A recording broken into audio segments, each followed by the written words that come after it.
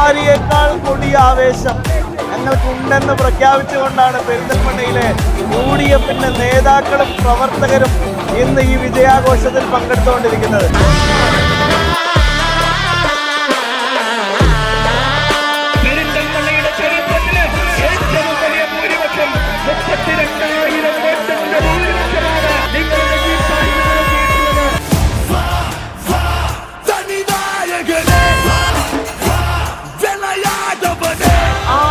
പഞ്ചായത്തും മുനിസിപ്പാലിറ്റിയും തകർപ്പൻ വിജയം